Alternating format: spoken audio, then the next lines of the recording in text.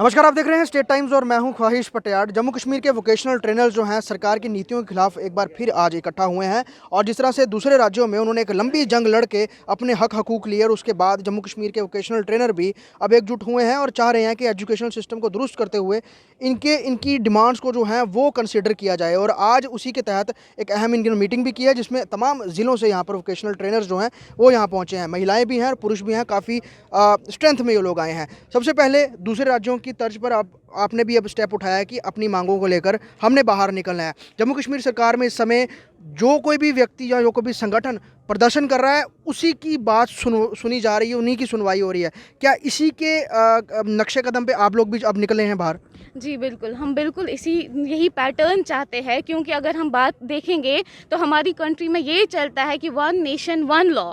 तो जब अगर वन नेशन वन लॉ है तो जब एक लॉ बाकी स्टेट्स में अप्लाई हो रहा है, बाकी यूटीज़ में अप्लाई हो रहा है, तो हमारी यूटी में क्यों नहीं, हमारे साथ ही इनजस्टिस क्यों हो रहा है? अगर आप देखोगे हम सब वोकेशनल ट्रेनर जो है, जो टोटल 1200 इन नंबर है, 2016 से अपॉइंटमेंट्स कंटिन्यू अपॉइंटमेंट्स हो रही है। और अगर आप देखोगे हम पिछले 4-5-6 साल से कंटिन्यू वर्क कर रहे हैं डिफरेंट हायर सेकेंडरीज में, लेकिन इन 4 साल और 6 साल में ना हमें कोई सैलरी इंक्रीमेंट मिला है, ना ही हमारे लिए कोई प्रॉपर जॉब पॉलिसी फ्रेम हुई है। लेकिन अगर आप देखोगे हमारी जो नियरेस्ट स्टेट है हमारी हरियाणा, वहाँ पे इससे पहले भी एक इंक्रीमेंट लग गई है, सैलरी इंक्रीमेंट लग गई है। और आप जो देखोगे पिछले ही दिनों उनकी एक प्रॉपर जॉब पॉलिसी फ्रेम हो गई है और उनकी सैलरी पे 15% डीए लग गया है हर साल। हम चाहते हैं कि अगर बाकी स्टेट्स में ये है, अगर हम बात करें अपने नेशन की, अपने भारत की, हम बोले वन नेशन वन लॉ, तो वो सारा लॉ हमारे यहाँ पे क्यों नहीं अप्लाई हो रहा है?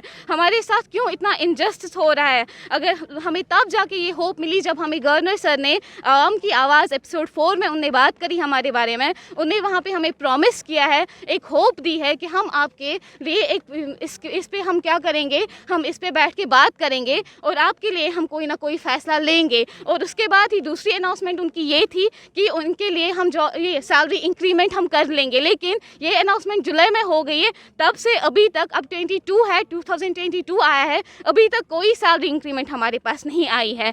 प्लस जब हमें गवर्नर सर ने ये होप दी है, उनने हमें एक रे ऑफ होप दिया है, तो हमें पूरा भरोसा है कि उन्हें हमें जो होप दी है, उनने जो हमारे साथ प्रॉमिसेस की है, वो अपने प्रॉमिसेस को पूरी तरह डिलीवर करेंगे हमारे लिए। इसलिए हमारी उनसे सिर्फ और सिर्फ एक रिक्वेस्ट है, एक फेवर हम उनसे मांग रहे हैं, एक अपील है उनके लिए कि हमारे लिए प्लीज़ सर हमारे लिए एक जॉब पॉलिसी फ्रेम करिए और हमारी सैलरी में इंक्रीमेंट लगवाए। यही हमारी बस डिमांड्स है। इनमें अगर मैं इनकी क्वालिफिकेशन की बात करूं, वेल क्वालिफाइड हैं, इसमें पीएचडी भी है, एमटेक है, एमएससी, एमटीटीएम है, एमसीए, बीटेक और तमाम बड़ी जो क्वालिफिकेशन डिग्रीज़ के साथ ये लोग जो हैं वो अपनी जो जॉब सर्व कर रहे हैं अपनी सेवाएं। लेकिन मुझे ये बताइए कि कल भी उपराज्यपाल ने एक पत्रकार वार्ता की, उसमें जो कई सारे मुद्दे थे उन पर उन्होंने बात भी रखी, लेकिन कई सारे मुद्दों को लेकर उन्होंने जैसे आपने कहा कि बात रखी है कि करेंगे, तो उस करने और उसको ज़मीन पे उतारने में ज़मीन आसमान का अंतर जो है वो जम्मू कश्मीर सरकार की तरफ से दिखता है। तो आपके साथ भी जो वायदे, मतलब एक उस तरीके से जनता की आवाम की आवाज़ में जो वायदा किया है, लगता है कि वो आप लोग अब इकट्ठा होंगे, जब ज़्यादा स्ट्रेंथ में बाहर निकलेंगे तो सरकार के ऊपर कुछ प्रेशर बिल्डअप हो पाएगा? देखिए सर, हमें एक होप मिला था, तभी हम एक पीसफुल यहाँ पर इकट्ठे हुए हैं। हम कोई सरकार के खिलाफ नहीं जा रहे या हम एलजी साहब के खिलाफ नहीं है। हम सिर्फ ये चाहते हैं कि अगर एलजी साहब को ये लगा कि हमारी जो डिमांड्स थी वो जेन्युइन है और उन डिमांड्स को देखने के बाद ही उन्होंने ये डिसीजन लिया कि हाँ इस पे गौर किया जाएगा, तो हम यही उनको अपील करने के लिए आज यहाँ इकट्ठे हों कि सर प्लीज़ जो आपका डिसीजन आपने लिया है उसको प्लीज़ पूरा करिए और हमारे फेवर में कोई एक job policy and removal of जो वीटीपीज, जो मेन कंसर्न है ये थर्ड पार्टीज को रिमूव करेगा, उसको पूरा इम्प्लीमेंट करिए। और बहुत सारे मुद्दों पे इस समय सड़कों में प्रदर्शन हो रहे हैं, तो अगर फर्दर कोर्स क्या रहेगा आपका उसको लेकर कि अगर नहीं सुनती है या आपकी बात पे कोई कुछ गौर नहीं फरमाया जाता है, फर्दर स्टेप क्या है? सर देखिए, अभी तक तो हम वहाँ तक सोचा नहीं है हमने, हमें तो यही लग रहा है कि हमारी जो डिमांड्स है वो एलजी साहब ज़रूर पूरी करेंगे।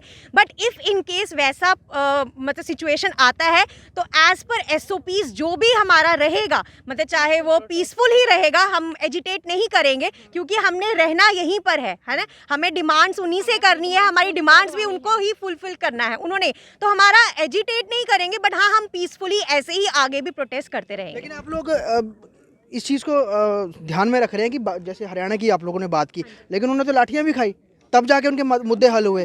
तो मतलब उस हद तक आप लोग जाएंगे अगर जाना पड़ा तो? एग्जैक्टली, जब हमें लगेगा कि हमारा कोई मतलब चारा नहीं चल रहा है, मतलब हमारे सबने मना कर दिया, तब अगर वैसी सिचुएशन आई तो मे भी इन फ्यूचर वैसा भी जाना पड़े।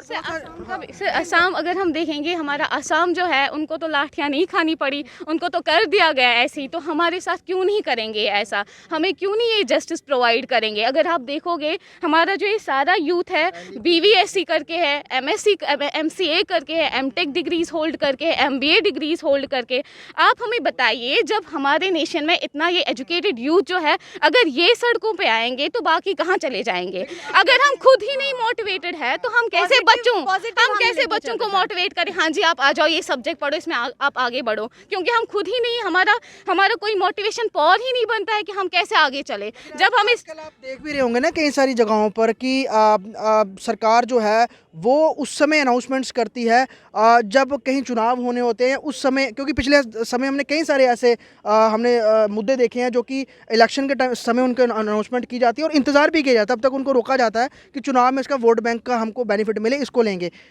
अगर उस तरीके से देखा जाए तो क्या लगता मे भी हो सकता है कि तब तक इंतज़ार कर रहे हो कि इलेक्शन अनाउंस होंगे तब जाके इनके लिए हम कुछ बात करेंगे? सर इसमें जो मेन बात है कि एजुकेशन सिस्टम जो है उसको हम पॉलिटिक्स से तो बिल्कुल भी नहीं जोड़ना चाहिए। मेरी तो सबसे पहले यही है, क्योंकि एजुकेशन सिस्टम ही is a basic pillar of the nation और we are the implementer of vocational education. जैसे NEP 2020 में बात करें अगर आप, तो न्यू एजुकेशन पॉलिसी जो है उसमें वोकेशनल एजुकेशन आप देखो, कहीं पे भी देखो, चाहे वो प्रिंसिपल सेक्रेटरी ऑफ एजुकेशन है या कोई भी है, इसके ऊपर रोज़ मीटिंग्स हो रही हैं कि वोकेशनल एजुकेशन, चाहे आप किसी भी पोर्टल पे जाओ, वोकेशनल एजुकेशन के बारे में ही हर जगह बात हो रही है। क्योंकि रेस्ट ऑफ द कंट्री जो जैसे अमेरिका है 75% पीपल वहाँ पे जो है यूथ है वहाँ पे स्किल्ड है, हमारा नेशन में 5% के ऊपर है। वो भी जो माननीय हमारे प्रधानमंत्री नरेंद्र मोदी जी ने इसके ऊपर एक न्यू इंडिया के अंडर इसको प्रोजेक्ट को लाया था और हम जो है इस प्रोजेक्ट में बेसिक इम्प्लीमेंटर्स है।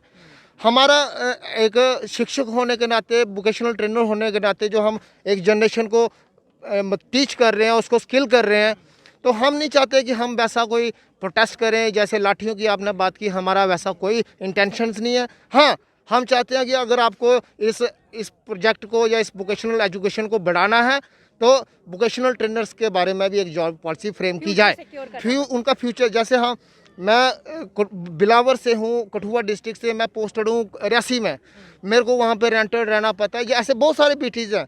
तो हमारे अपनी बेसिक नीड्स नहीं पूरी हो रही हैं। आज हमें 4 महीने हो गए, सैलरी नहीं मिल रही है। ये BTP जो वोकेशन आउटसोर्सिंग जो ठेकेदारी प्रथा है, इनका इतना ह्यूमिलेशन है कि इन्होंने हमें मेंटली तौर पे बिल्कुल हरास कर दिया। जब हम अपनी सैलरी की डिमांड करते हैं तो इनके अलग अलग मैसेजेस आते हैं टर्मिनेशन के, या आप चुप कर जाओ।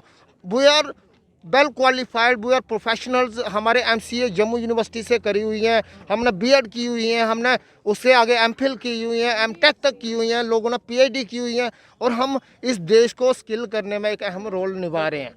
हमारी सरकार से कोई लड़ाई नहीं है, और इवन हम डे नाइट इस प्रोजेक्ट में जहाँ पे भी रहते हैं, जहाँ काम कर रहे हैं, हम एक जनरेशन को स्किल करने का काम कर रहे हैं, जनरेशन को स्किल करने का काम कर रहे हैं, और इन्हीं के बदौलत कह सकते हैं कि यूथ हमारा स्किल्ड भी हो रहा है। लेकिन 6 साल से इंक्रीमेंट नहीं लगा है, जो इनके जो वेजेस हैं वो नहीं बढ़े हैं, और जिस तरह से ये काम कर रहे हैं उस मुताबिक इनको जो है वो इनको सैलरीज भी नहीं दी जा रही हैं। तो सरकार यूथ को स्किल्ड करने के लिए इन लोगों का उपयोग तो करेगा, इनकी सेवाएं तो लेगा, लेकिन इनके बारे में नहीं सोचेगा तो कैसे काम चलेगा? ये बहुत बड़ी इस समय सवाल है। और अभी तो फिलहाल ये पीसफुल तरीके से सरकार तक आवाज़ पहुंचा रहे हैं, बात रख रहे हैं, लेकिन अगर कुछ नहीं होगा तो आगे हर हद तक ये लोग जाने को तैयार हैं, क्योंकि बाकी जगह पर तो सरकारों ने जो है कई ठोस कदम उठा लिए, लेकिन जम्मू कश्मीर सरकार क्या करती है इनको लेकर, वो फिलहाल उस पर सबकी नज़र है। वीडियो जर्नलिस्ट पवन शर्मा के साथ ख्वाहिश पटियाला, स्टेट टाइम्स, जम्मू।